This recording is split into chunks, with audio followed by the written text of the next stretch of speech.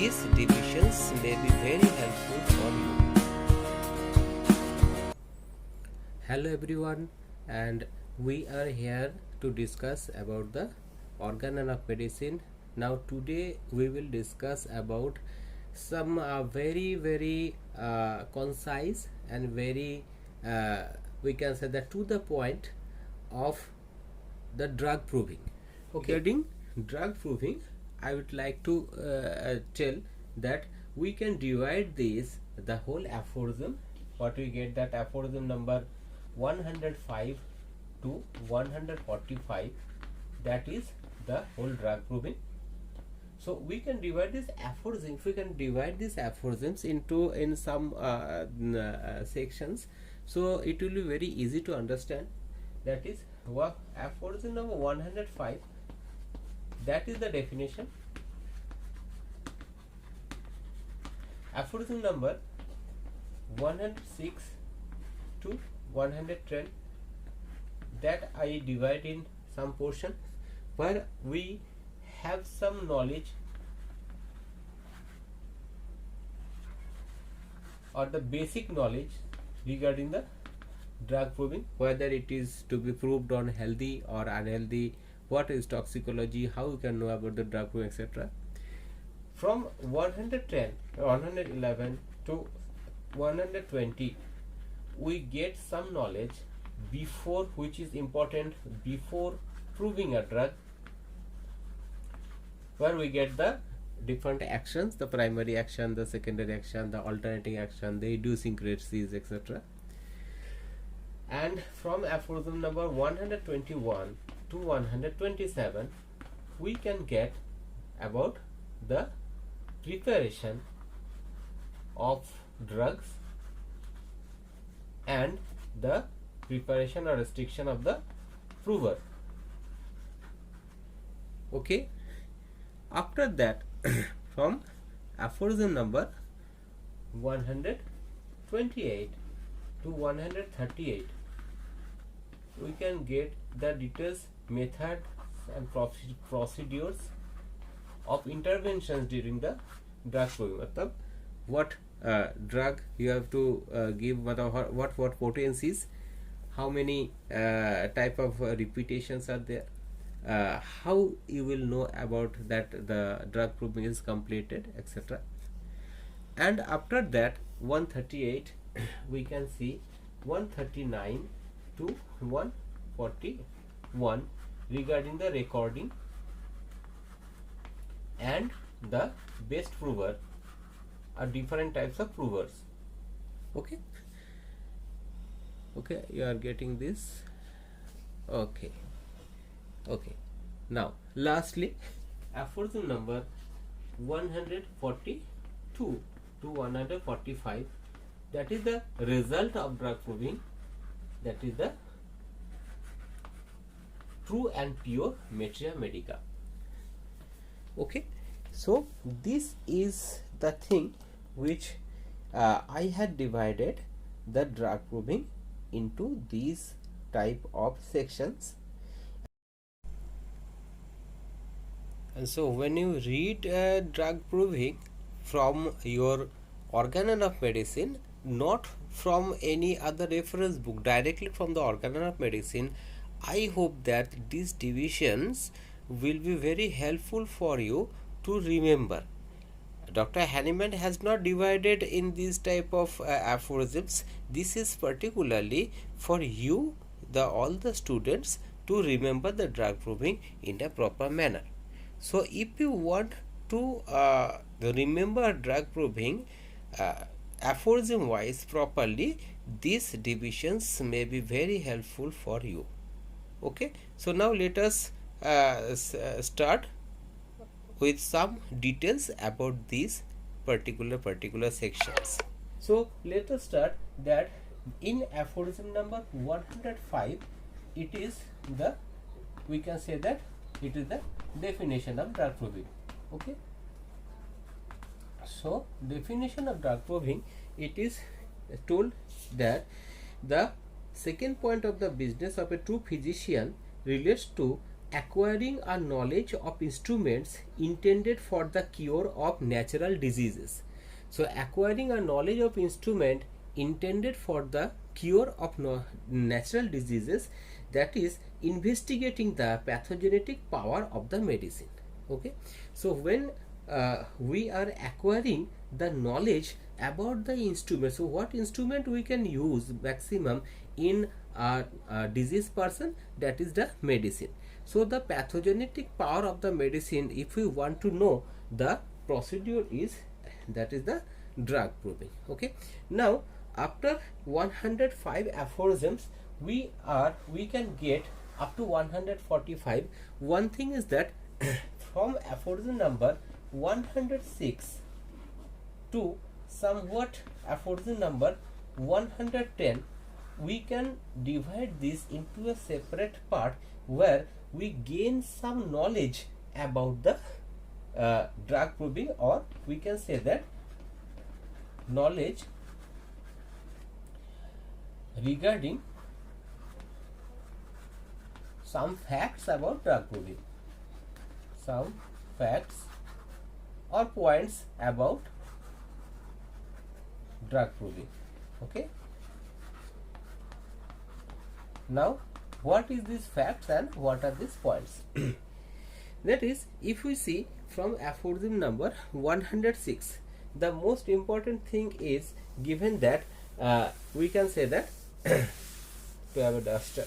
Okay, 106, that each and every drug should be completely or thoroughly proved. So each and every symptoms of a drug during the proving is very, very important. That is 106. If you listen to me carefully, you can able to find out, as because I will going to make the video very short. So this is the thing where I am just going throughout in a single track. Okay, now 107, that is, we should not prove on sick person.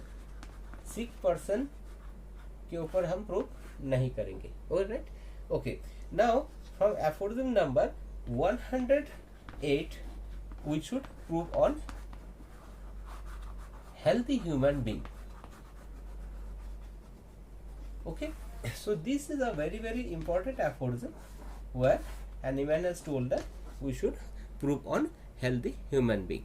Okay, so after that we can go for aphorism number 109, where we are getting that the Hahnemann was the first person to prove about drug proving. Aphorism number 109, that is, Hahnemann was the first person to do the drug proving. Okay, so this is a very important aphorism. So here we see that after that I told you that aphorism number 106 to 110 106 to 110, we are getting some facts about the drug proving. So where 110 aphorism is a very important aphorism where we get the rudiments of the materia medica. Rudiments of materia medica.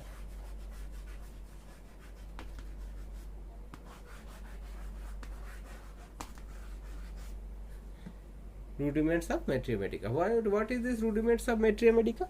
That is, when in the ancient times, when some toxicological provings or studies were there, they get some 4 things where the scientists got some 4 things, either in case of suicide, either in case of homicide, either to prove one's own skill regarding any particular poison, or there is some sort of things where they we can say that they are having some accidental intake of some poisonous substance which is proving to be poisonous.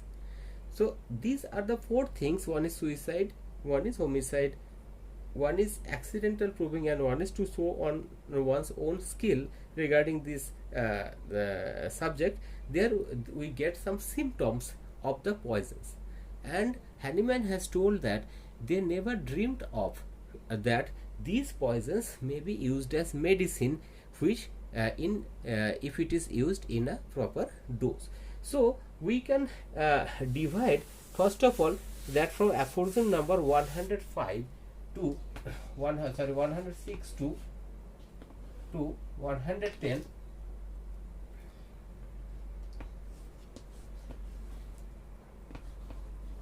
This is a part where we get some knowledge regarding the drug proving. Now coming to aphorism number 111 to 120. Here, before the drug proving, we must know something about this. Before the drug proving, that is, I can give you some glimpses or important aphorisms here. That is aphorism number, for example, 112. This is the aphorism where it is told that both the primary action and the secondary action are seen in drug proving. That is aphorism number 112. Again, if you go to aphorism number 115, there it's written about the alternating action,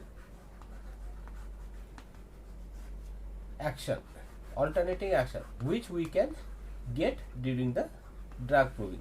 That is the action where after the administration of a drug, there we get some sort of symptoms which after some time exert the opposite type of symptom. We may be confused that the symptoms which are later coming up the secondary is due to the secondary action of the vital force, but actually this is the paroxysm of the primary action of the medicine, and this is called the alternating action of the medicine. So during the drug proving, we can get some type of the actions, and these are what we can face during the drug proving.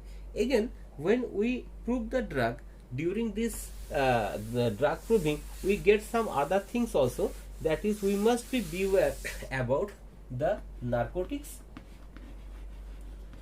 Now this is given in aphorism number 113, where we see the secondary action of the drugs, because during the primary action it benumbs the nerves and we get very less symptoms and sensitivity. This is the reason why we get the symptoms from the secondary action of the narcotics. Now this is given in aphorism number 113. And another thing we may remember during the drug proving, or we may beware of about the idiosyncratic provers.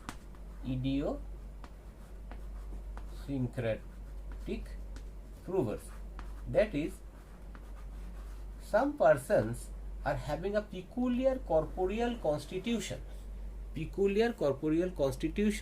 who are otherwise healthy, and they becomes unhealthy, or they give some reactions to something which are generally having no such reactions in other peoples, in other normal peoples. For example, somebody is eating a brinjal. After that, he is having urticaria throughout the body, whereas this brinjal is eaten by many other people and they are not having this type of reactions. So these people, they are idiosyncratic provers, and we will get a number of symptoms during the proving by the idiosyncratic prover. So according to Hahnemann, idiosyncratic provers are very we can say they're good for proving.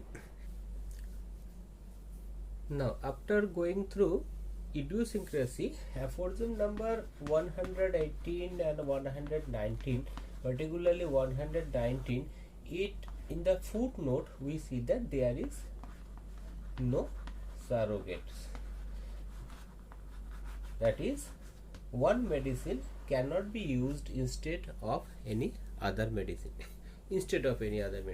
So when we prove the drug, each and every drug has its own unique characteristics. That is aphorism number 180, and therefore they will have their own unique actions. So we have to prove each and every drug in separately in a proper manner. So in these conditions we see that drug proving is a very important thing which you have to do, and it must be very truthfully done with a very proper and careful investigations and experiments. That is, we should do this very carefully. Okay, now so we are getting one part, that is 105, that is the definition. Then 106 to 110 we get some basic knowledge regarding the drug proving, that is we should not prove on the sick, we should go do on healthy persons, etc. Then from aphorism 100 to 111 to 120 we have this type of knowledge regarding the primary action, secondary action, alternating action, idiosyncrasy, etc. We have these in our drug proving. Okay, again now coming to the preparation, that is from aphorism number 121 to 100 we can say 127. This portion we get the preparation regarding the drug proving. Now preparation of the drug. The most important aphorism is obviously aphorism number 123, where it is written how the drug is prepared. That is, for the indigenous, what is the method of preparation, for the exotic, what is the method of preparation. I am not going in the details, I am just going with the outlines. If you go read through this 123, you will get the details. Okay, now from aphorism number 124 to 127, that is the restriction regarding the prover. How should the prover maintain himself during the drug proving? Okay, so for example, that is aphorism number 124, that is the food, there should be no medicinal nature in the food, and no medicinal characteristics in the food which the prover should take. Regarding the diet, some other things also mentioned in 125, that is he should take green vegetables and those vegetables which is not non-medicinal, the green vegetables, roots and the salads and the herb soups, they should be carefully prepared, and must be any disturbing medicinal qualities within them must be avoided. So this is a very important thing, that the prover should keep himself with a completely in a diet of non-medicinal nature. And 126, the mental and physical restriction of the provers, he should not be in any type of emotions, any type of disturbance in the mind, etc. And 127, that is in both male and female we should prove the drug. So this is another portion where we get something regarding the preparation of the drug and the preparation of the prover. Okay, maintenance of the prover. Now coming to the point, aphorism number 128, we see from 128 to we can go to aphorism number 135, where we get the details of the method of the drug proving. That is what type of intervention, or what type of how the drug is intaken and by the provers, and what type of doses that should be applied during the drug proving. When we are talking about this procedure of drug proving, 128 is a very important aphorism where we should prove on potentized medicine, potentized in 30 potency, and for 4 to 6 globules, that what we called a zero number or the poppy seed like globules, and for several days.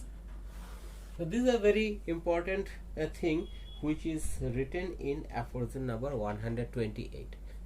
And after that, when we start from 129, we get generated one after another.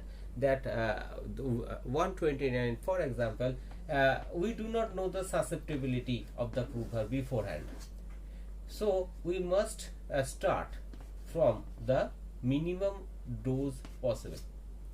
And if we give a higher potency or the higher dose in the very beginning, that is written in 130. That is, we will get a number of the very quick prominent symptoms one after another. But in 137, it is also written that in these cases there may be some hazards of the symptoms. That is, we cannot understand the duration of the symptoms, or we cannot understand properly how the coming and going of the symptom.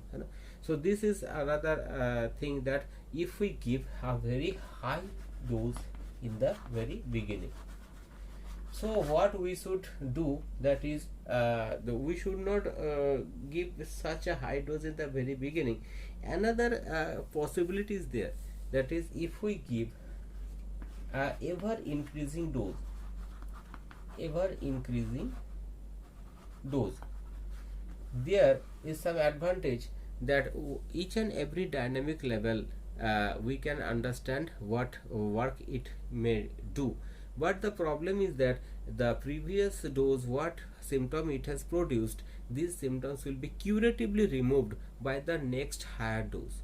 So that is also not applicable. That is, the ever increasing dose is not applicable.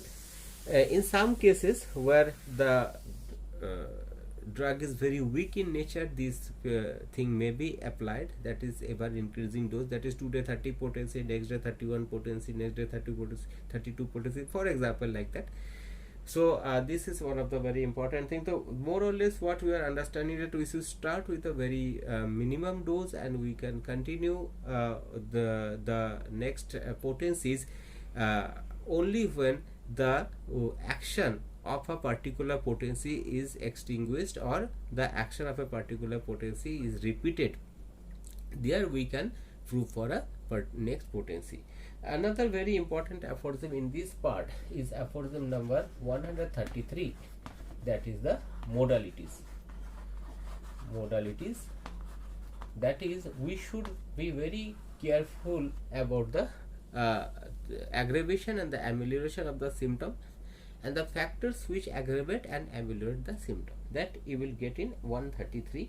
And 134 and 135, where we get that 134, the proving should be done on a several persons of different constitutions, and when we get a repeated symptoms in the proving, we can confirm that now the proving is completed. So 128 to 135, we get how we are doing the proving and when it is completed, right?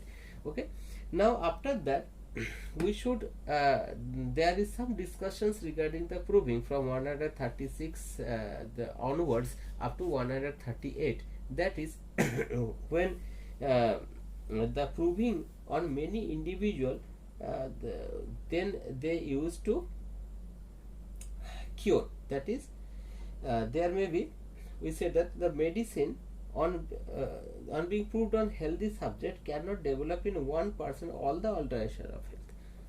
Okay, now there are some discussion from 136 to 138 also regarding this drug proving. That is, we cannot get all the symptoms in one person, so we should prove on several persons. That is in 136. And the prover should be very trustworthy, the prover should be very honest, and this is some characteristics of the prover we get in 137 and 138. This is another important aphorism in case of your viva examination also, that is the proving symptoms after giving the medicines or the medicine, we can say the drug, during the drug proving. whatever symptom you are getting, that is the proving symptoms of that medicine only.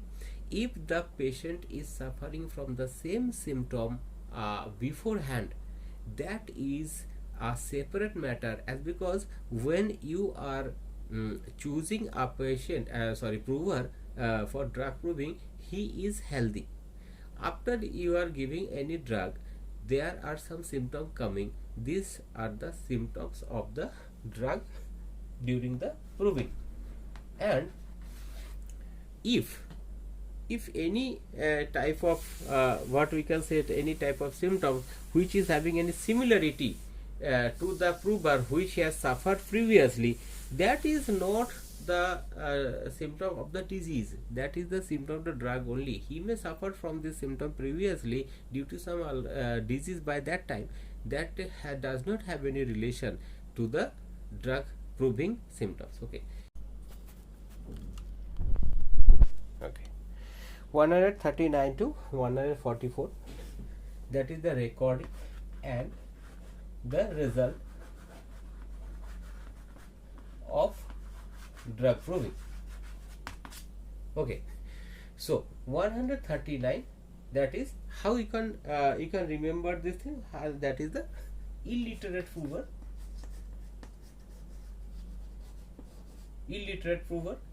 140,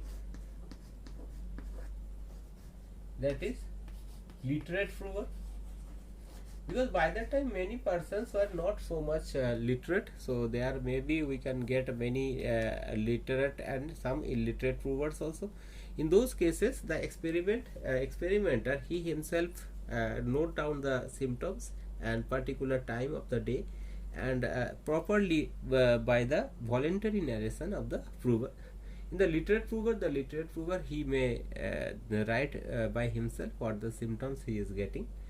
And after that, who is the 141? This aphorism is important, that is the ideal prover or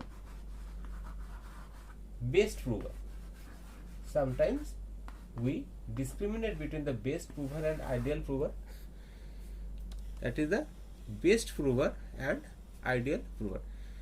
So physician, we can say, is the best prover, as because he knows everything regarding the symptomatology, regarding the disease, and how to note down the symptoms, etc. And the ideal prover is the prover who has all the ideal characteristics regarding that is the trustworthiness. He is healthy, he can understand, he is sensible, he is irritable enough to understand the symptoms, etc. So 139 to 141, we are going with the recording and who is the best prover, who is the ideal prover. After that, after 141, we get something which is what we call the clinical proving, that is 142.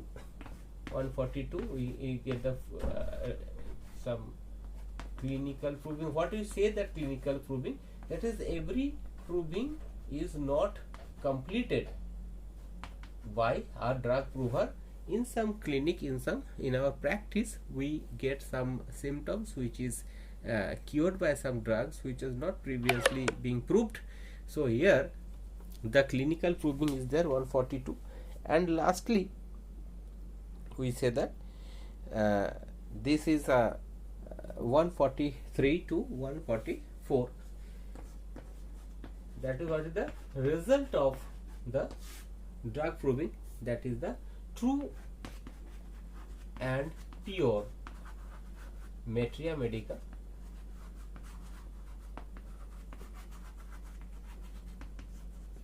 that is particularly given in aphorism number 143. After that, we get that 144 and 145. This is the true and pure materia medica, 143, 144. And finally, that we say that it is a homeopathy. This is the best method where we know about this all the medicine in such a vivid manner.